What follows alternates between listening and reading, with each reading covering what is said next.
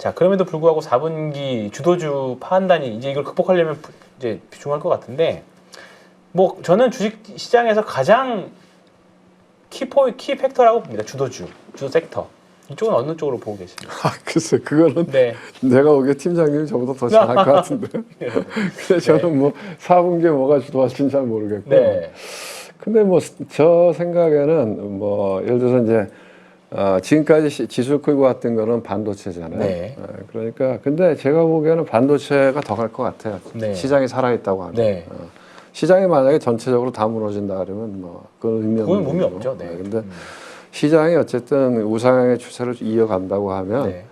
반도체는 계속 주도주로 남아 있을 거다 이렇게 보는 거죠. 네. 왜냐하면은 뭐 에브리바디 다 알지만 반도체 슈퍼 사이클이 온 거잖아요. 네. 그러니까 네.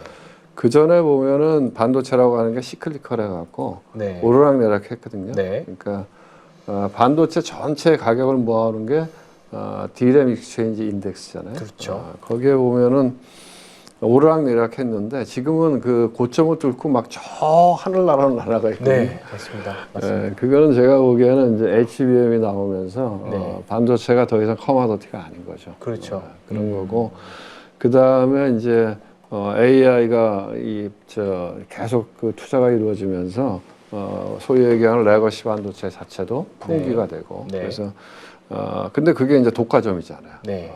생산 캐파가 한정돼 있기 때문에. 반도체 영업이익률이 50%다. 이건 생각할 수가 없죠. 그렇죠. 근데 그렇게 네. 이제 하이닉스 같은 경우에 반도체 보여주려고 하고 있는 영업이익률이 거죠. 네. 50%가 넘어가니까 네. 저희가 뭐 엔비디아의 영업이익률이 70% 이상, 야 이게 말이 돼? 이랬는데 그렇죠. 반도체 영업이익률이 50%가 넘어가기 때문에 제가 보기엔 뭐 이 시장이 끝날 때까지 반도체는 수급상에 이제 중간중간에 많이 오르고 그러면 조정이 있겠죠.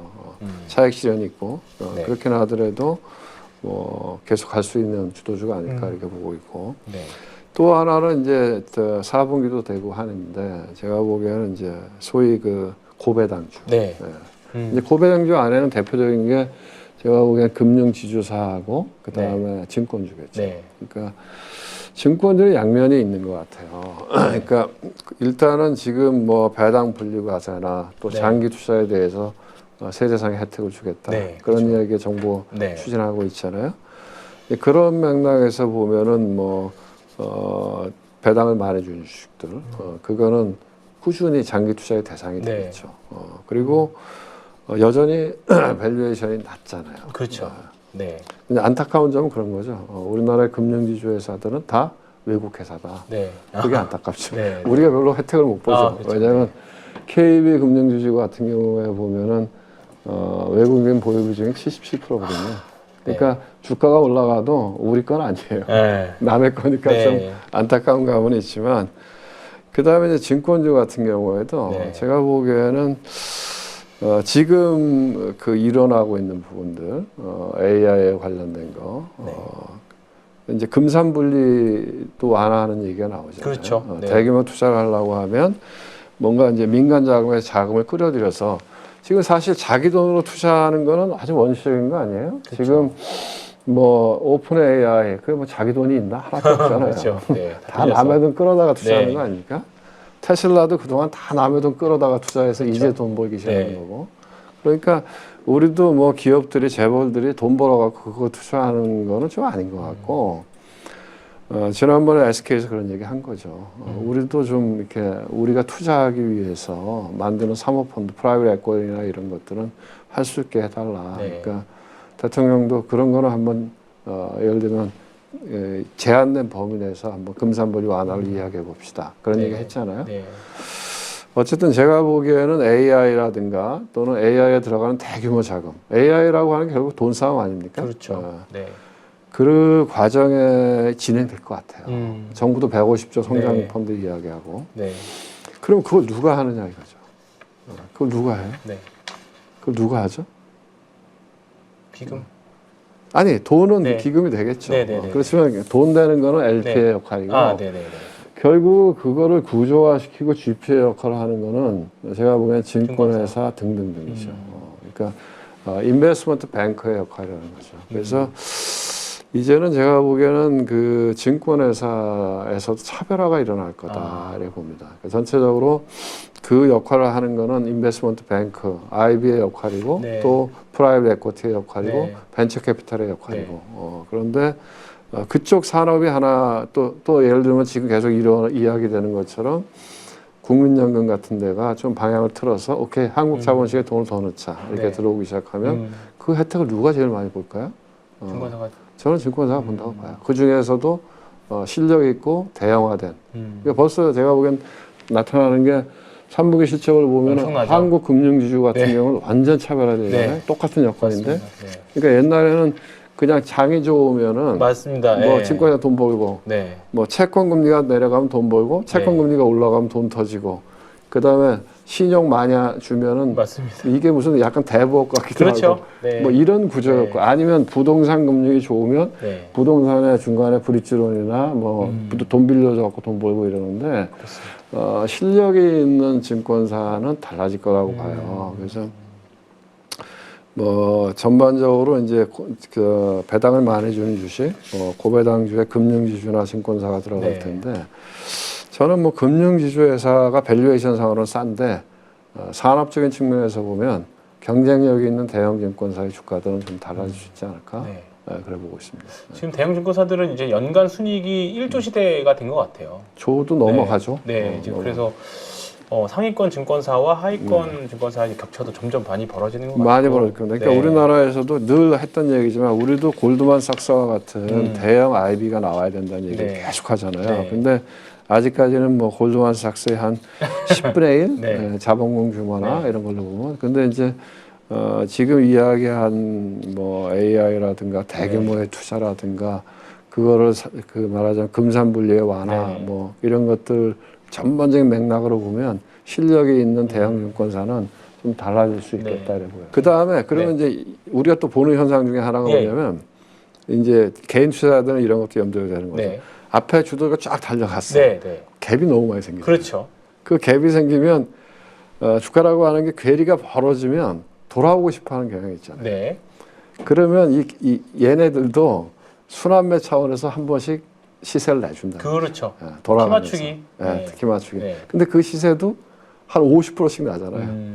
왜냐하면 우리가 얼마 전에도 봤지만 2차 전지 주식들도 바닥에서 그렇죠. 거의 더블 올랐잖아요. 더블 올랐죠. 네. 최근에 바이오 주식도 더블 금방 올랐죠. 순식간에 네. 더블 가잖아요. 그러니까 수급에 의해서 주도주가 앞에 가면 눌려있던 주식들도 무언가 조그마한 재료나 아니면 수급에 쏠림이 나오면 왜냐면 팔 사람 다 팔았으니까. 그렇죠. 그럼 금방 돌았으니까 네. 제가 보기에는 이게 주도주라고 여기만 가 있으면 안 된다 이거죠. 일정 부분은 봤을 때 소외되어 있는 쪽도 어느 정도 자기 포지션을 갖고 가야 된다. 그래서 포트폴리오가 중요하지 않을까 이런 생각이 들어요. 주식하시는 분.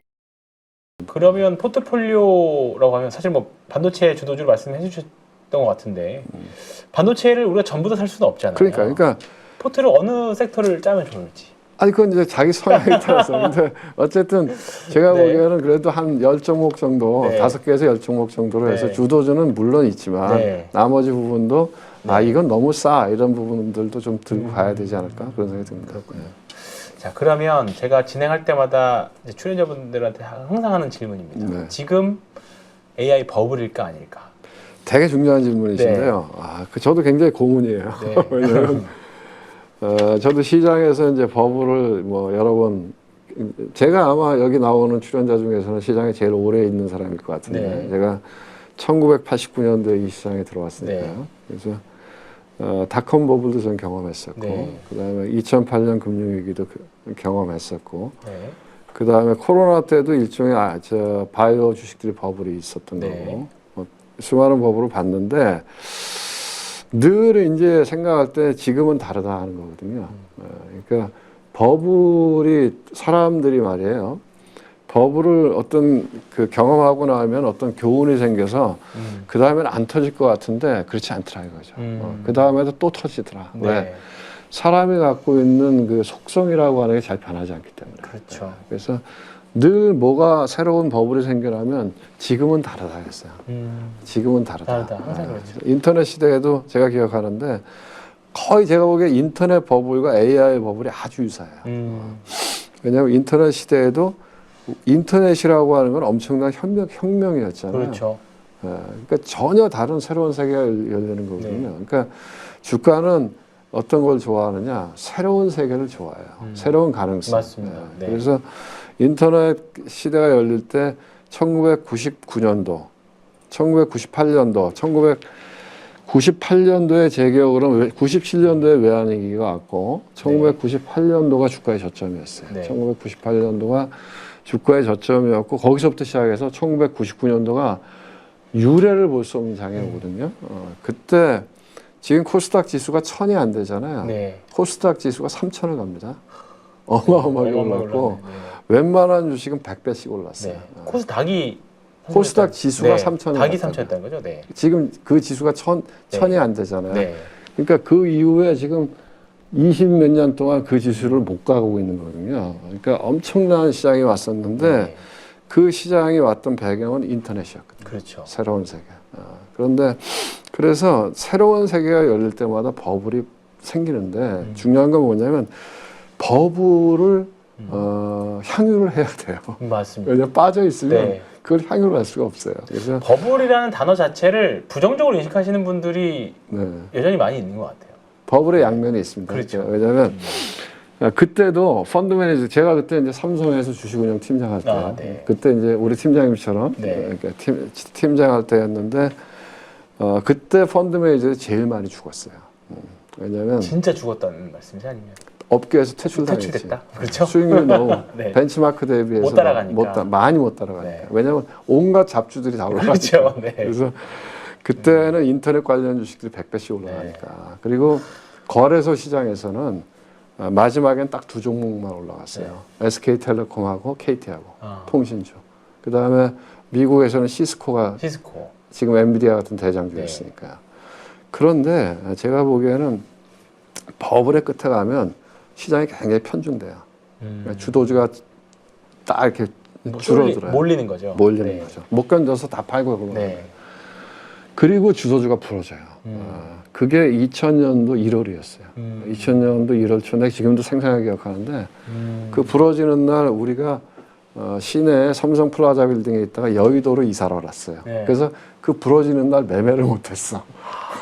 그러니까 하필. 그래서 그런데 시장은 늘 말이에요. 그냥 한 방에 부러지진 않아요. 그렇죠. 1월 달에 부러져요. 네. 근데 관성이 있잖아요. 그렇죠. 올라오던 관성이 있어서 있죠. 네. 반드시 다시 올라옵니다. 네. 올라왔다가 다시 무너지거든요. 네. 그게 3월이었어요. 그리고 무너지고 나서는 완전 개박살이 나거든요. 시간이 그래도 좀 있었네요. 그래서 제가 보기에는 아마 이번에도 같은 패턴일 거예요. 잘 보시면 이게 언제 꺾이냐 모르죠. 그렇죠. 누가 알아요? 네. 언제 꺾이는지 몰라요. 그때도 제 기억으로는 메릴린치에서 리포트가 나왔어요.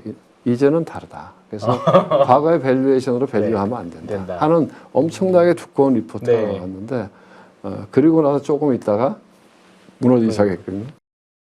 근데 지금도 저는 이제 그런 얘기를 해요. 왜냐하면 언제 그런 버블이 무너져? 모르죠. 네. 그런데 시세는 알려준다는 거죠. 시세.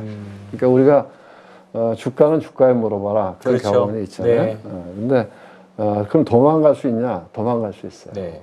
한 번에 무너지진 않거든요. 무너지고 고점에서 한 20% 내려오면 다시 들어오는 사람이 있어요. 맞습니다. 그래서 다시 싸네하고. 네. 그렇죠. 왜냐하면 네. 사람들의 생각이 한 번에 안 바뀌어요. 그러니까 사람이 이거 하지 마. 그러면 애들도 하지 마. 그러면 하죠. 그래도. 네. 근데 하지 마. 두 번째 하고 또 회초리 한 대 때려. 애가 한 두세 번 맞으면 그다음부터 안 해요. 네. 그런 것처럼 시장도 한번 무너졌는데 이 관성이 있기 때문에 다시 올라옵니다. 네. 그리고 또 두드려 맞을 때 그때 가는 거예요. 그래서 뭐 시세를 잘 보시면 도망갈 수는 있다. 2008년도도 마찬가지예요. 맞죠. 그때 2008년도에도 누가 많이 그때 왜 시장에서 죽은 사람들이 왜 죽었냐? 네. 2008년도에도 2000포인트에서 계속 이렇게 있었거든요. 네. 근데 이제 서브프라임 문제가 된 거는 2007년 하반기부터예요. 그렇죠. 네. 그런데 2008년도 상반기에 베어스턴스가 부도가 납니다. 네. 그때까지도 지수가 그렇게 조정을 많이 안 받아요. 한 1800포인트. 맞습니다. 그러다가 2008년 9월 달에 리만 브라더스가 부도가 나면서 확 부러지거든. 네. 그런데 사람들이 왜 죽었냐? 거기서도 죽은 사람이 많지는 않아요. 거기에 떨어지고 나서 1500포인트가 왔을 때 싸네 하고 들어간 사람들이 1000포인트 깨지면서 죽었거든요. 그렇죠. 네, 그래서 뭐 지금이 AI 버블이냐 아니냐? 버블에 들어온 건 맞는 것 같아요. 네. 그런데 그러면 여기서 꺼지느냐? 그건 모르겠어. 그건 어떻게 알 수 있느냐? 그건 제가 보기에는 주가가 알려줄 것 같아요. 네. 주가가.